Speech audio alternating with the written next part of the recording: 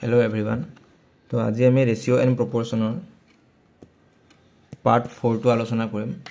तो आमी जोतो क्लासत पार्ट 3 लेके कंप्लीट কৰিছো.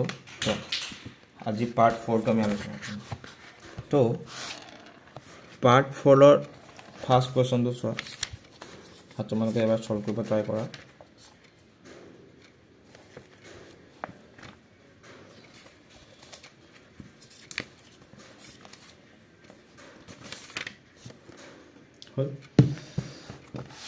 ओके सो की কৈছে যে 75400 were divided among A, B, E and C such that কি কৈছে চোৱা 3 times of A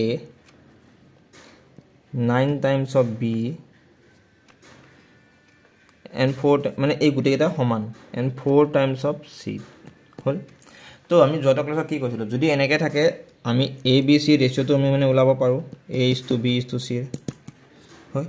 যেতিয়া আমি A তো উলাম মানে A তো কনসিডার নকৰি বাকি দুটা কনসিডাৰ কৰিম. তো 9 into 4 9 into 4 কিমান 9 into 4 is 36 হল. B তো কিমান B তো হ'ব 12 and C তো কিমান হ'ব 27 হল. এটা আমি গুটেইটাকে মানে কিহেৰে কাটিব পাৰো 3 ৰে কাটিব পাৰো. 3 ৰে 12 বাৰ 3 ৰে 4 বাৰ 3 ৰে 9 বাৰ মানে কিমান হল টোটাল 12:4:9. এতিয়া গুটেইখিনি টোটাল পইচা কিমান হ'ব 12 plus 4 plus 9 মানে হ'ব 25 ইউনিট. তো হে 25 ইউনিটৰ ভ্যালুটো হৈছে কিমান 75400. তো 1 ইউনিটৰ ভ্যালুটো হৈছে কিমান 75400 divided by 25. তো 1 ইউনিটৰ ভ্যালুটো হৈছে 3016 এটো. তো আমাক খুদিছে কি find the share of A. তো A কিমান আছে 12 into 12 তো কিমান হ'ব A শেয়ার 39208.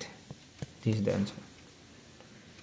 বুজি পাইছা সকলোৱে বুজি পাইছা ওকে. তো আমি তো নেক্সট কোৱেশ্চন তোলকে আগবাঢ়িছো. নেক্সট কোৱেশ্চন তো চোৱা.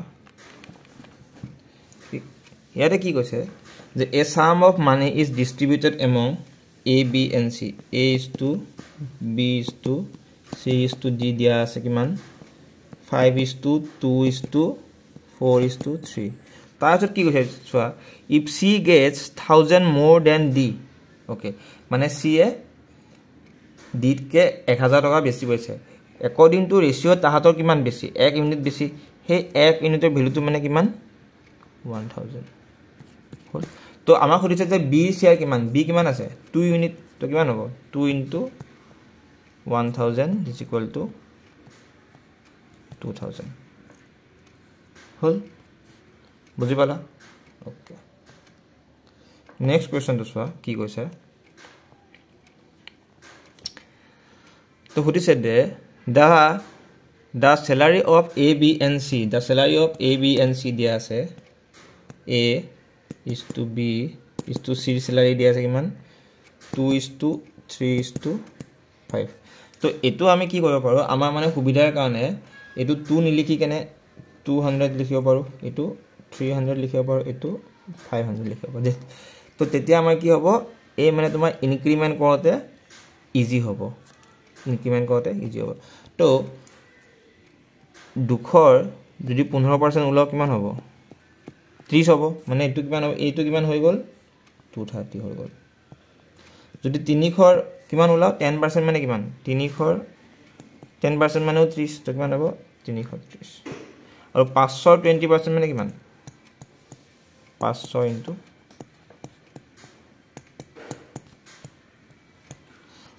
500 হৈছে এটো হ'ব তোমাৰ 600 হল.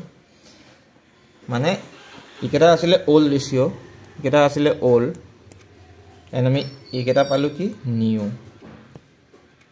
হল. এতিয়া 00 কাটা গুটি কেটাৰে তো কিমান হ'ব 23 is to 33 is to 60. This is the new ratio' বুজি পাইছা সকলোৱে বুজি পাইছা okay now move to the next question next কুৱেশ্যনটো চোৱা কি কৈছে যে আউট অফ 120 এপ্লিকেণ্ট আছে হয় নাই তাৰপিছত কি কৈছে যে 70 are male 70 are male হ'ল তাৰপিছত কৈছে যে তাৰপিছত কি কৈছে যে 70 are male and 80 have a driver license okay then what is the ratio between the minimum number of male having driver minimum to maximum number okay এটা কথা এটা 80% হ'ব লাগিছিল নেকি wait 80 বুলি and 80 have a driver license 70 যদি 80% to ওলাও 70 80% যদি ওলাও এটো হ'ব 56 এটো হ'ব লাগিছিল নেকি মোৰ মতে 56 জনৰ মানে লাইসেন্স আছে তো তেতিয়াহলে মানে কিমান জনৰ নাই 14 জনৰ নাই মানে এটো হৈছে মিনিমাম এটো হৈছে maximum এটো হ'ব লাগিছিল maybe কোৱেশ্চনটো and 80 have a driver license ইয়াতো ফিমেলৰ কথাটো দিয়া নাই ইয়াত যদি 70 থাকে ইয়াত 50 হ'ব লাগিছিল মোৰ মতে এটো হ'ব লাগে এটো যদি মানে এটা কাটা কিমান হ'ব জানা 14:56 তো 2 ৰে কাটিলে 7 বাৰ 2 ৰে 2 দুগুণ 4 2 8 গুণ 7 মানে এটো হ'ব 1:4 এবাৰ মই তো নেক্সট ক্লাছত চেক কৰি জনাই দিম এটো এনসাৰ হয় না নহয় বাট মোৰ মতে এটো হ'ব লাগিছিল ওকে ঠিক আছে আমি নেক্সট টু চাই লও so in a school 10% of boy suppose এখন স্কুল আছে তারে 10% টু কি boy তাতে কি কৈছে boys are same in the number okay then what is the ratio of the boys to girl okay it is in a school 10% to hoise boy 10% মানে এটো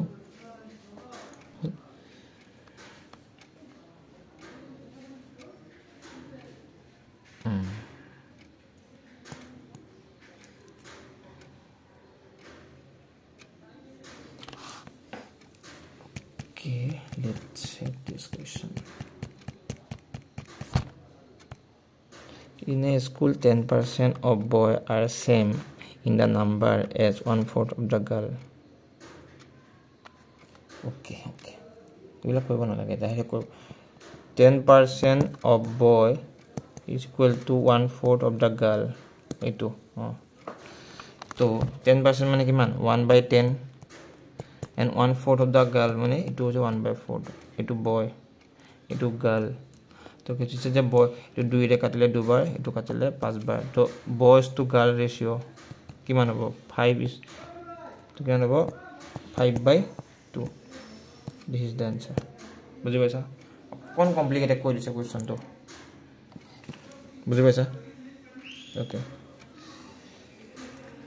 next এইটো এটা কনসেপ্ট আছে proportional যে আমি থার্ড proportion উলাব লাগাব পারে কেতিয়াবা এন কেতিয়াবা কি উলাব লাগে mean proportion এন যেতিয়া থার্ড proportion বুলি কয় তেতিয়া তাৰ এটা ফৰ্মুলাটো আছে কি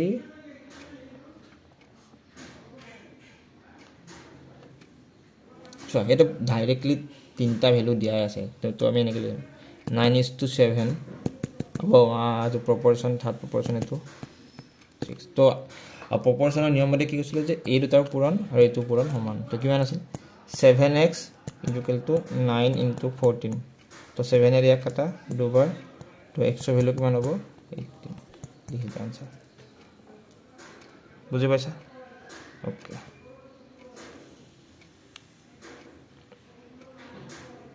এইটো চা এনেকুৱা কোৱেশ্চন এটা আগতে মানে কৰাইছিলোঁ তো কি কৈছে তো এ বেগ content 1 rupee 50 paisa and 25 paisa কি আছে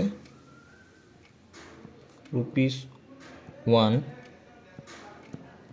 50 paisa and 25 paisa হল তেতিয়া হলে এই কেটা তো পইচা আছে না এই গুটে এটা মানে কি কৰিম গ্ৰুপিলে কনভাৰ্ট কৰিম হেতু হ'ব 1/2 হেতু হ'ব 1/4 কেনেকৈ হ'ল গম পাইছা না মানে এটো 50/100 কৰিছো এতিয়া 1 টকাৰ মুদ্ৰা কেটা আছে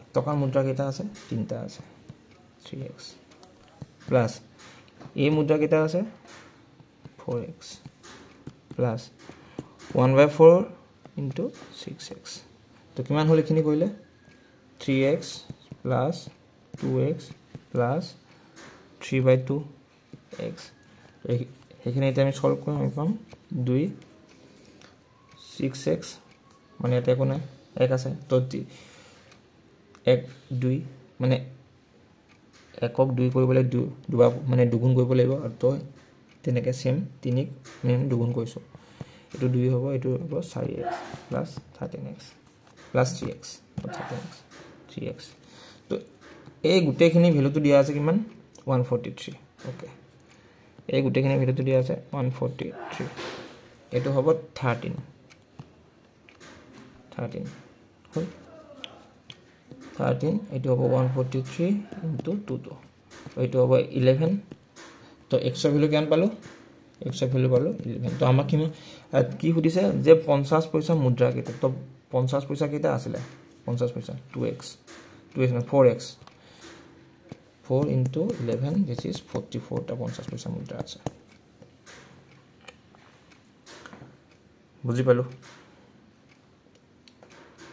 না বুঝি পালো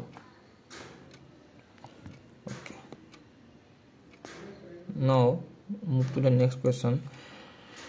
What is the first proportion of 3 and 5? Okay, first proportion of 3 and 5. ঠিক আছে যেতিয়া দুটা নম্বৰ দিয়া থাকে ফাৰ্স্ট প্ৰপোৰ্শন বুলি কৈছে ফাৰ্স্ট প্ৰপোৰ্শন মানে এইটো 3 আৰু 5 okay I think this question has some complicated questions first proportion of 3 okay let me check the question I must check to number next class first proportion okay next question solution then what is the mean proportion এটা mean proportion of formula to hoise ki put over a into b to ki hobo 3 into 27 to mane kiman 81 mane kiman hobo 9 বুঝে পাইছা okay তারপর next হচ্ছে what is the third proportion education একে same তো বুঝে পাইছা এই কোশ্চেনটো doubt আছে ঠিক আছে আমি নেক্সট ক্লাসত কৰি দিম তো ঠিক আছে রেস্টুরেন্ট proportion যিমানখিনি কৈছো this is the important types of question ইয়াত মানে বেলেগ এক্সামৰ কোশ্চন বিলাক লোৱা হৈছে ঠিক আছে তো আমি নেক্সট ক্লাসত এটা নিউ চেপ্টাৰ আৰম্ভ কৰিম আজিলৈ মানে নেক্সট ক্লাসত আকৌ লগ পাম থ্যাংক ইউ